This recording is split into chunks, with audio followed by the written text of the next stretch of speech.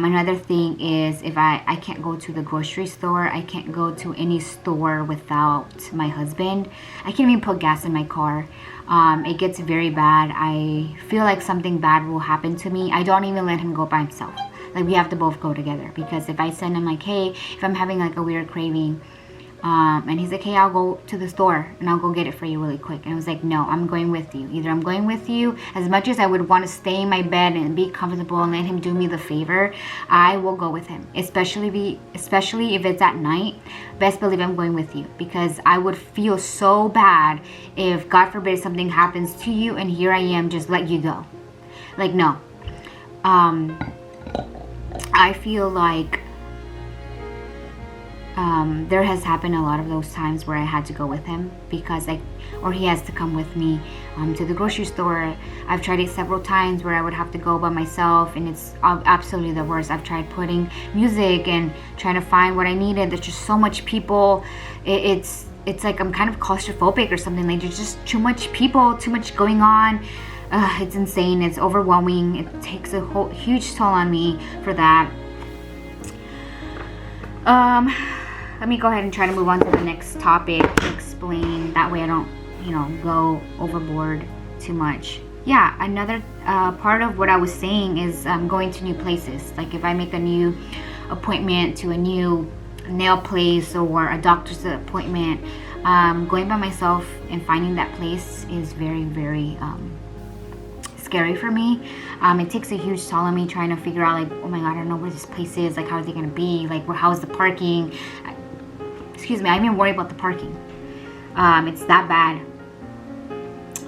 Very, very difficult. And I feel like there's a lot of times where not only does it affect me that way, but for instance, like, if I've had like a full-blown bad day, anxiety, depression, or whatever. I wouldn't say depression. I would say if I'm in a depressed state, because I don't find myself depressed like every single day, it's just whenever I find myself in that state of depressed, se me quitan las ganas to do anything. So there's a lot of times where I've apologized, where I have to leave early because XYZ, I'm tired, or I just couldn't make it. And it sucks that people who have mental health issues, we have to apologize for that.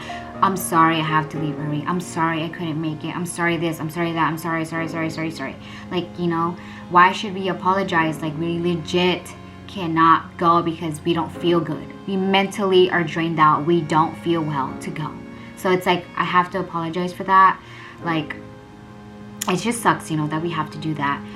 But another thing is that, how can you expect people to understand you if they don't know what you're feeling? That's another thing that I'm still dealing with. I expect people to understand, but it's like, how can you understand if you don't even know what's going on, And that's a lot of things that I keep to myself, because I don't sit here and tell the whole world or everything what's going on. It's, well, here I am, I'm doing that. But I don't sit here and explain like, oh yeah, I had a bad day because this and this and this has happened to me. I don't share my business like that. Like, it's just whatever happens closed doors in my room is what happens. And if you didn't know, then you didn't know. And then for me to sit here and try to explain it to somebody else, I feel like that's just putting a burden on somebody. Like, you already have a full plate of whatever you have going on. Why am I going to sit here and tell you my problems and then probably add up my problem to your plate?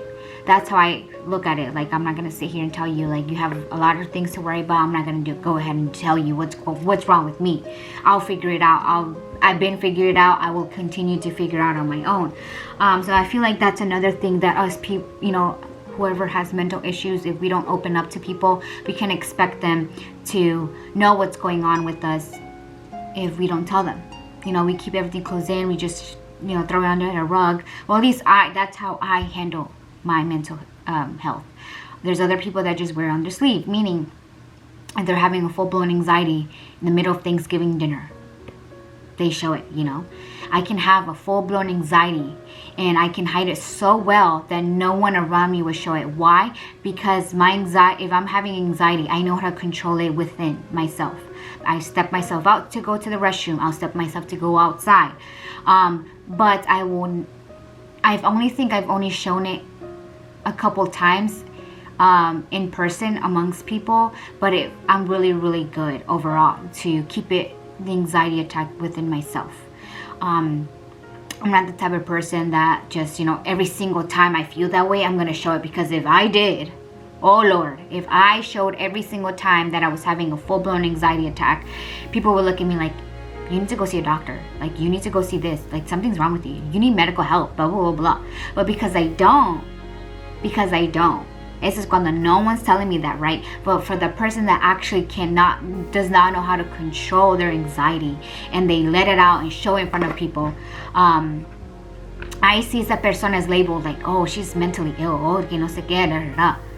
And I feel like that's where we're wrong. We shouldn't do that, And yeah, this person probably does need help, but because I'm so good at hiding it, this person isn't. Like, we're here to judge, I'm just very good at hiding it. That's another thing that for the people who don't know how to hide it, and it's just wears their emotions on their sleeve. And if they are having an attack and it's in front of Thanksgiving dinner, then that person is looked differently than a person who's very good at hiding it. And just because we're hiding it does not mean that we are okay, that oh, you're fine, looks like you're fine, you haven't had an anxiety attack, you're fine. Like, no, I've had probably plenty of anxiety attacks sitting here next to you, and you wouldn't even know it. Like, I'm just very, very good at hiding it. I've also deal with OCD. Oh Lord, OCD. God, I hate OCD. But there's days that I'm fine, right? But there's days that I'm not. Like I said, if I see un trinche, a fork, right? Because my forks, all my utensils are facing this way. If I see one of them facing this way, it drives me insane. Like, why would anyone put it the opposite way when clearly all the utensils are facing this way and someone decided to face it this way? Like, why? That drives me nuts. That freaking drives me through the walls. Like, clutter. I like to have everything neat, or at least try to, or at least cleaned up, picked up, organized. And at the same time, I feel like the only place I will allow it to be unorganized, messy, here and there, whatever, and not being picked up constantly would be my room, because sometimes I work from home, sometimes I'm doing this, sometimes I'm doing that. Like, I'm doing so many things at once, and it's obviously closed doors, so I know that no one besides me or my husband is gonna see the actual view of my room. But if it comes to my kitchen, my sala, things that where multiple people can just see and it's exposed to multiple people, that's when it drives me nuts. Like, okay, this is like too much. Like, why is this so unorganized? Like, it's like I put too much on myself. Like, I want everything to be perfect to the T.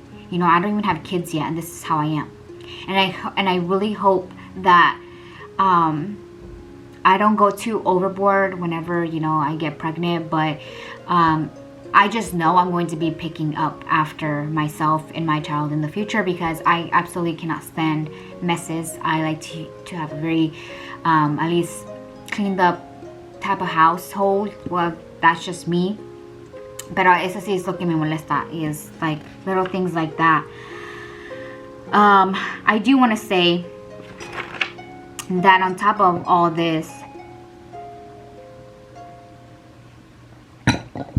I also suffer, like I said, the thyroid condition, which is hypothyroidism. I was diagnosed of this a year ago in July. And I went to the doctor, for a checkup, because I haven't gone in a while. So I went, get my blood work done. And when they told me about the thyroid issues. I didn't really understand what it was. I'm like, oh my God, I have cancer. Because the only thing I ever heard about thyroid was thyroid cancer. So I'm like, oh my gosh, I have cancer. And basically, this explains so much, but my thyroid gland is not producing enough hormones. This is why I was losing so much hair. This is why I'm having so much mood swings. This is why my hands and feet are so cold. I'm very, very delicate when it comes to the cold. And there's just so many other symptoms I cannot remember. But my hair was so thinning. Oh my gosh, se me estaba cayendo el pelo. Todavía se me cae, pero back then estaba like, oh my God, horrible. Yo dije, me voy a ver like bald. Like, what's going on? This is so bad. Me está cayendo mucho el pelo. And at that time, that doctor I was going to was no servía. I switched doctors. Like, I didn't like her at all. But it was basically like a trial and error type of thing. Because they can be like, oh, tienes esto, tómate esto. Yeah. Everyone's different. Obviously, everyone's thyroid gland is different. So they have to basically, depending on the level, right? So my level was super high.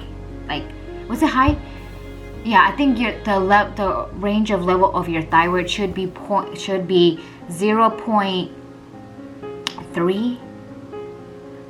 It's within like a range, right? Como 0.0. I just know it's 0.3 or 0.5, right? Like very, very, very, very little. My level was at first, I think it went 15, level 15, and it was very, very high. So they had to basically try to lower it down for it to be in that range. So they had to basically, like, the doctor had to kind of like guesstimate, like, oh, I think this prescription is gonna work. So I started off at 35 mcg, and that didn't work. So it was just like, I would have to be on that medication for I think a month to 3 months, and then I would have to go back to get my blood work to see the range of my levels, and then whatever that result was is either she's gonna go higher, and it went from 35 to 75, 35 to 50, from 50 to 75 to now I'm at 100 and it's stable. So that's another thing that I deal with every single day. You get just tired easily. Although I'm taking medication for my thyroid, I need to take it. This is a medication that's set for the rest of my life. This is basically the only medication that can provide the extra hormones I need that my thyroid gland is not producing. So I'm taking that, but there's a lot of things that can flare it up, which I've been researching a lot.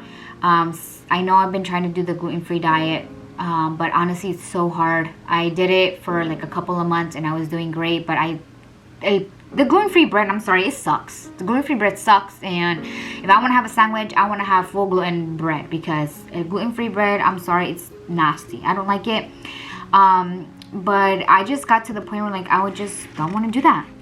I'm not sure if that's one of the reasons why it kind of gives me flare-ups, but there's times where I could have a flare-up, I can be on my medication, but I can feel like I'm dragging. Like I can be tired, so tired. An average person that's tired, like just like to their max, imagine that like times 10. That's how tired I get. There's days where I just want to be in bed, like I don't want to get up, I'm tired, and a lot of people think that's laziness. It's not. Like I'm legit tired. My body is fighting to not be tired, so that's another thing that I have to deal with for the rest of my life. But I'm very happy that I was able to catch that on early. Well, I don't know, maybe I've been had thyroid issues a long time ago and I'm just recently finding out about it, but I'm happy that I know about it now, because I did not know that if you have thyroid issues and you're trying to get pregnant, you're in a high risk of getting a miscarriage, and I did not know that. Your hormones have to be stable to trying to conceive.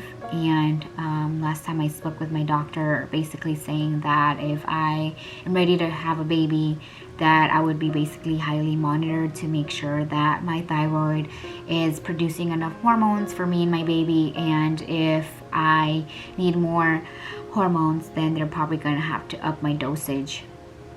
Up So that's another thing that I have to take in consideration. Making sure that I have enough hormones for me and my future baby, because if I don't, then I would be a high risk for a miscarriage, and obviously that's not something I would want to go through. So this is why I took the initial step to see what's wrong with my body, what is it that I have to fix before I try to conceive.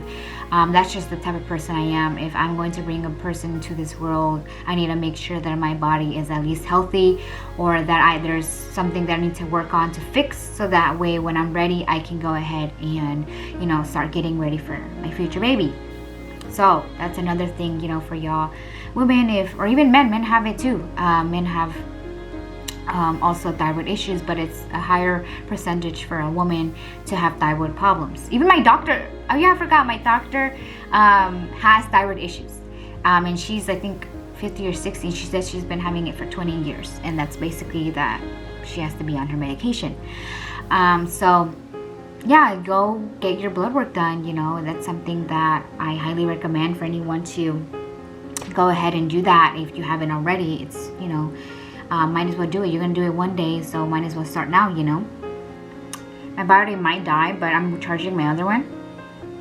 I wanted to also mention, like, during all these episodes that I've gotten, like, there's many times where I had like a full-blown anxiety or being in a depressed state when Ramon was working.